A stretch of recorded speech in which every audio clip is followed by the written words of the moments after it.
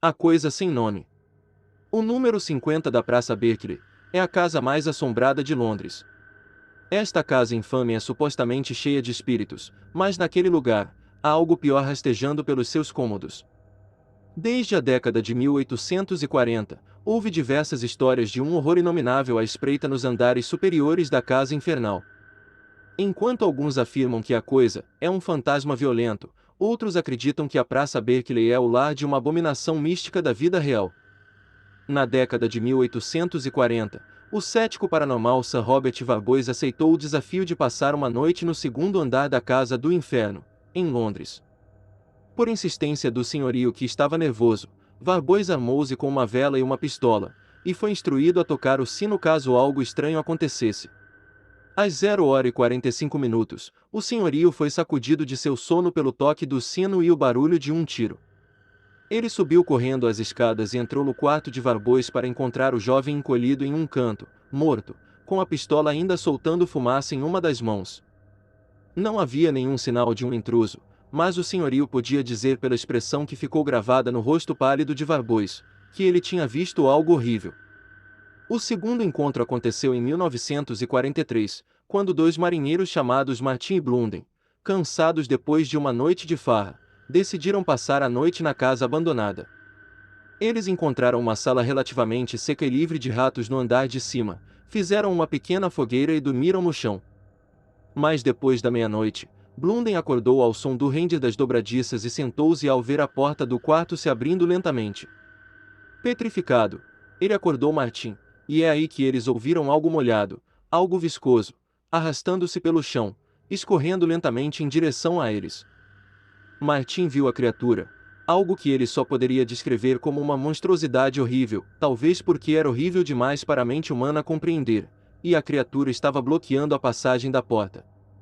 O monstro de repente saltou em Blunden, envolvendo um tentáculo em torno da garganta do homem, sufocando. Martin saiu gritando e encontrou um policial patrulhando o bairro. O policial estava cético quanto à história de Martin, mas depois de procurar pela casa, ele encontrou o corpo de Blunden no porão. O pescoço do marinheiro estava quebrado, e seus olhos estavam esbugalhados para fora de sua cabeça.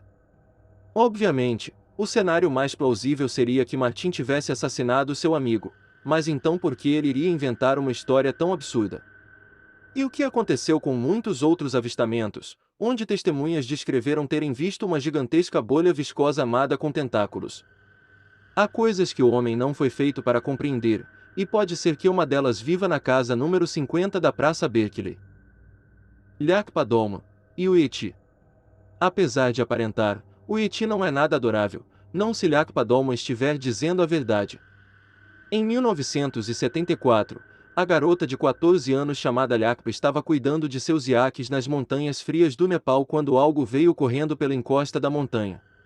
Um Yeti agarrou a menina e jogou-a em um córrego. Assustada mas ilesa, Lakpa observou a criatura voltando sua atenção para o gado.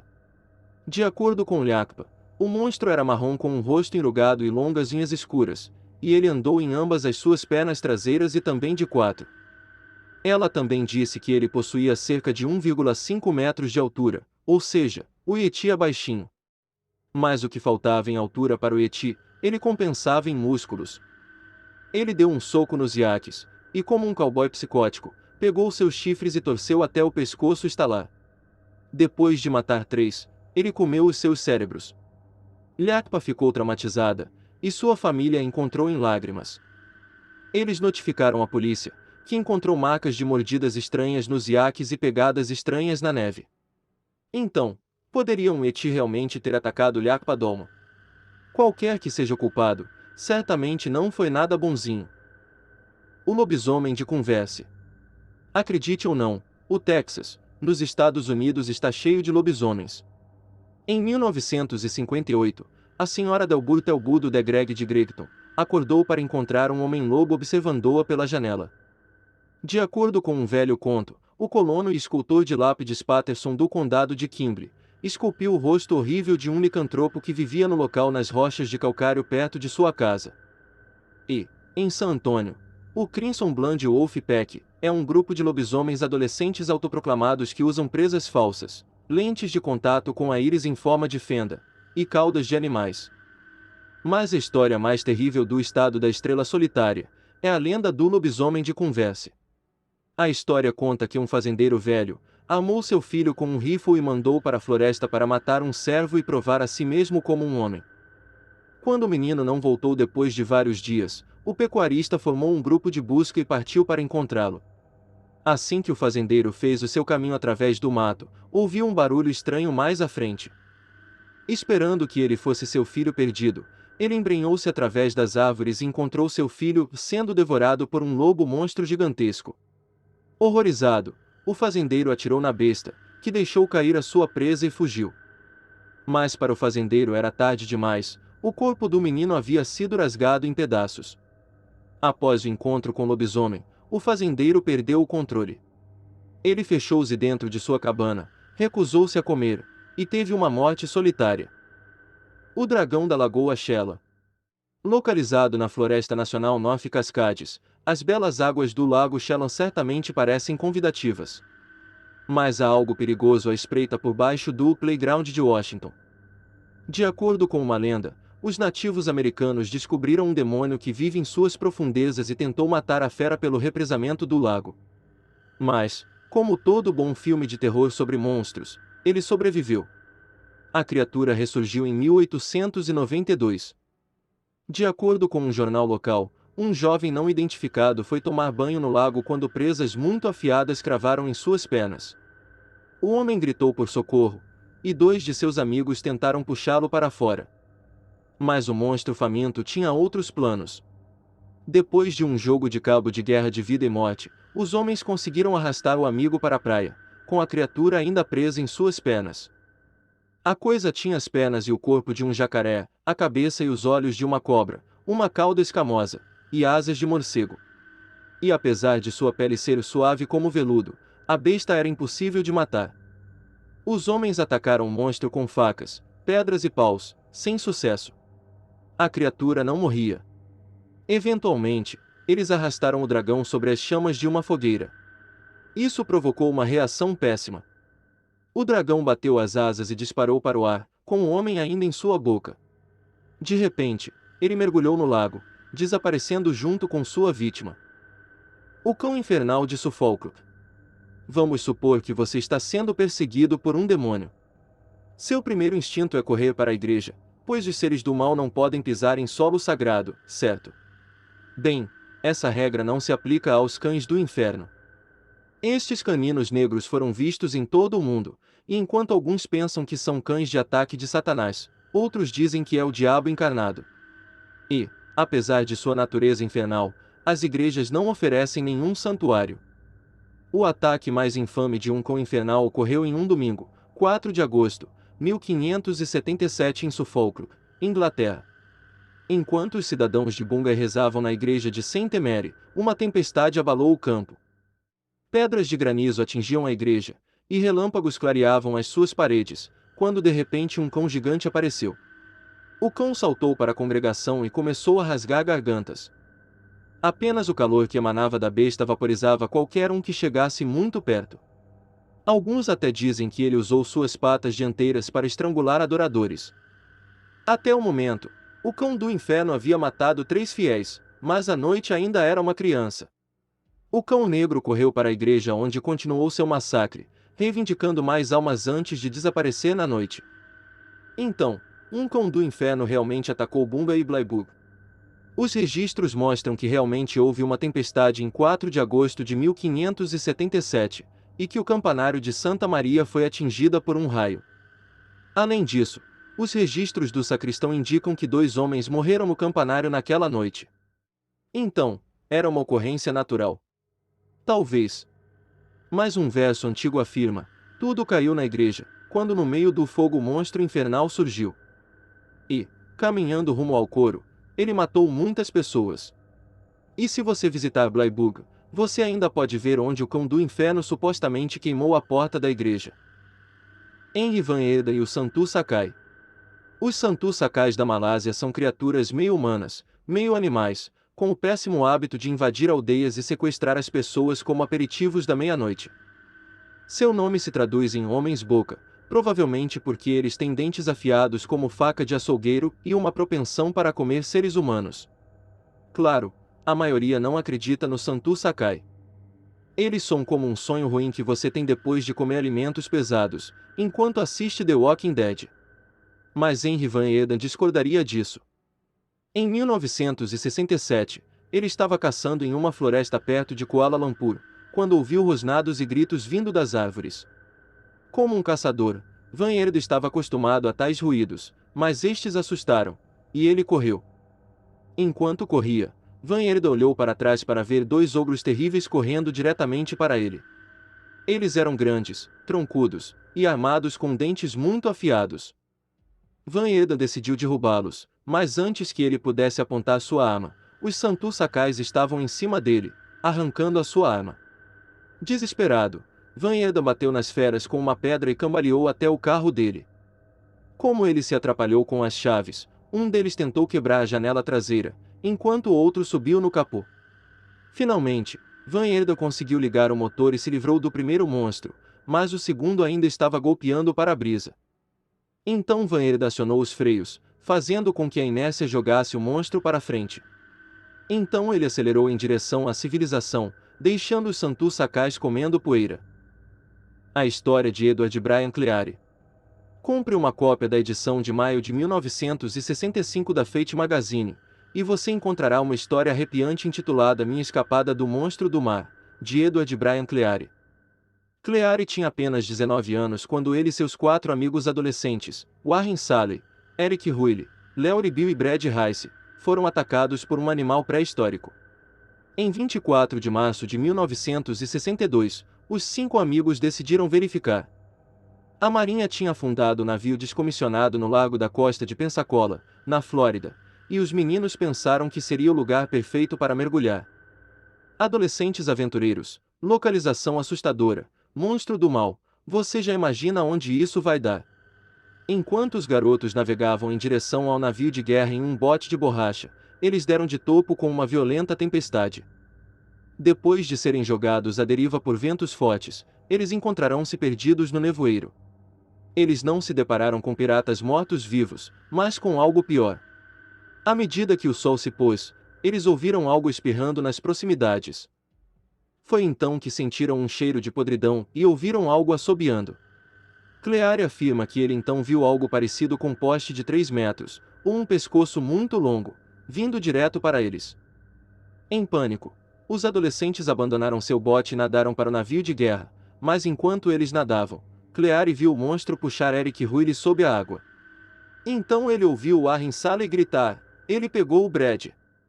Alguns momentos depois, Salley gritou de dor, e Larry Bill desapareceu no nevoeiro. Cleary nadou até a costa, onde foi descoberto por uma equipe de resgate. 3 anos depois, ele vendeu sua história para a revista e esboçou uma imagem da besta que supostamente matou seus amigos. A ilustração tem uma notável semelhança com um plesiosauro. Mas há alguma verdade no conto de Cleary. Segundo o site Criptomundo, Brad Rice realmente foi encontrado morto quando foi trazido pelas águas, mas o destino dos outros ainda não está claro. A Bruxa de Guadalupe. Leonardo Samaniego não é a típica vítima de ataque de monstro. Além de ser um policial, Samaniego não encontrou o homem macaco padrão ou uma serpente do mar. Em vez disso, Samaniego afirma que ele foi atacado por uma bruxa, espanhol para bruxa. Oficial Samaniego estava patrulhando as ruas de Guadalupe, no México em 16 de janeiro de 2004, quando ele notou algo saltar de uma árvore próxima. Curioso, Samaniego acendeu o farol alto para ter uma visão melhor, e viu uma mulher vestida com uma capa preta e chapéu pontudo. Esta mulher com aparência bruxesca tinha olhos completamente negros, como crianças dos olhos negros, sem pálpebras, e, mais importante, seus pés não tocavam o chão, humanoide voador. Sem aviso, a bruxa disparou em direção ao carro, caindo sobre o capô e olhando para Samaniego com aqueles olhos de peixe morto. O oficial apavorado jogou o carro em sentido inverso, a bruxa bateu no para-brisa, tentando quebrar o vidro e agarrar Samaniego. Samaniego pediu ajuda pelo rádio, mas de repente bateu uma parede, ficando inconsciente. Samaniego acordou dentro de uma ambulância e foi submetido a testes de uso de drogas e álcool, sendo que ambos deram negativo. Ele passou em todos os testes psicológicos, e ele nunca teve alucinações antes. Quando os repórteres chegaram, o policial assustado confirmou a sua história. Após seu conto ir a público, centenas de pessoas relataram ter visto uma mulher voando pelo céu. Teria a história de Samaniego provocado histeria em massa? Ou será que algo realmente atacou sua viatura? O incidente de Bauman. O conto assustador de Bauman, o Homem da Montanha, foi transcrita por ninguém menos que o próprio Ted Roosevelt, ex-presidente dos Estados Unidos. A história vem do livro de Roosevelt, The Hunterville Dennis, de 1892. Bauman e seu parceiro eram caçadores de castores que haviam montado um acampamento e construído um alpendre próximo ao Rio da Sabedoria em Montana. Deixando as malas atrás, eles saíram para montar armadilhas, retornando quando a noite caiu. Mas, quando eles voltaram, eles descobriram que algo havia derrubado seu abrigo e esvaziado suas mochilas. Bauman assumiu que tinha sido um urso, mas o seu parceiro estava inquieto. Usando uma tocha, ele inspecionou cuidadosamente as trilhas. Bauman, seu companheiro, disse: aquele urso estava andando sobre duas pernas.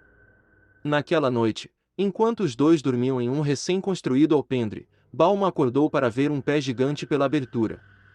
Ele entrou em pânico e atirou no intruso, que, em seguida, fugiu para a floresta. Durante o resto da noite, os dois homens ficaram sentados perto do fogo, empunhando suas armas, observando as árvores. A criatura voltou no dia seguinte, destruindo seu acampamento novamente, enquanto eles estavam montando armadilhas. E, naquela noite, os homens ouviram o animal uivando na floresta. Quando o sol se levantou, Bauman e seu amigo decidiram que era hora de arrumar as malas e ir embora. Mas primeiro, eles tiveram que recolher as suas armadilhas, e eles cometeram o mesmo erro clássico de todos os tempos. Eles se separaram. Bauman foi para o rio, enquanto seu parceiro ficou embalando as coisas. Quando Bauman retornou ao acampamento, ele percebeu o fogo já havia se apagado. Todos os seus pertences estavam embalados, mas onde estava o seu parceiro? Bauman chamou por ele, mas não houve resposta. E então ele viu o corpo. Seu parceiro estava estatelado no chão, com o pescoço quebrado, a garganta coberta de feridas, e havia pegadas gigantes em toda a parte. Aterrorizado, Bauman saiu correndo pela floresta, deixando para trás tudo, exceto a arma dele. Então, o que era a criatura? Bauman acreditava que era um duende.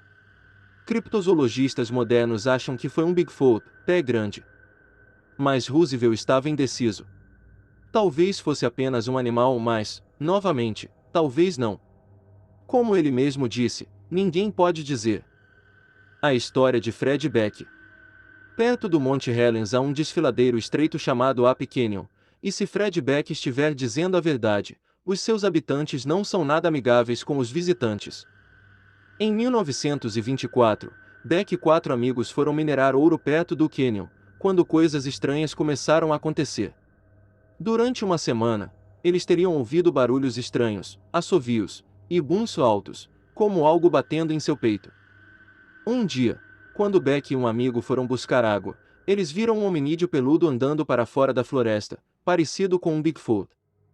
Talvez ele só quisesse dizer um oi, mas o amigo de Beck entrou em pânico e atirou contra a criatura, fazendo-a fugir para o canyon. Naturalmente, os mineiros ficaram assustados e planejaram ir embora na manhã seguinte. Mas a criatura tinha outros planos. Naquela noite, os mineiros estavam dormindo quando algo bateu contra a sua cabana. Beck pulou da cama e ouviu coisas muito grandes, correndo ao redor, do lado de fora. Como a cabana não tinha janelas, um dos mineiros espiou por uma fresta na madeira e viu pelo menos 3 monstros tramando um ataque. Os monstros começaram a atirar pedras na cabana, depois empurraram a porta e subiram no telhado, procurando uma entrada. Os mineiros começaram a atirar de volta, disparando através do telhado e através de frestas nas paredes. O ataque continuou durante a noite, com as criaturas esmurrando a cabana. Um dos mineiros estava com tanto medo que ele cantou uma canção, na esperança de apaziguar os diabos da montanha. Mas, quando o sol se levantou, as bestas fugiram para dentro da floresta. Os mineiros rapidamente desmontaram o acampamento, em seguida, fugiram pela porta em direção ao seu carro. Depois dos mineiros chegarem em segurança, eles contaram sua história selvagem para vários jornais. Quando os repórteres investigaram o local, eles encontraram pegadas misteriosas, mas nenhum Bigfoot, nem mesmo os mortos. Obviamente, a maioria acredita que a história era uma farsa, e um homem ainda alegou ter o crédito por isso. Em 1982, um homem chamado Mullens Hunt alegou que não só tinha estado falsificando pegadas de pé grande desde os anos 30, como também tinha rolado rochas na cabana de Fred Beck naquela noite em 1924. Então a coisa toda foi provavelmente uma trollagem épica, mas o autor ainda nunca irá passar uma única noite perto de Ape Canyon.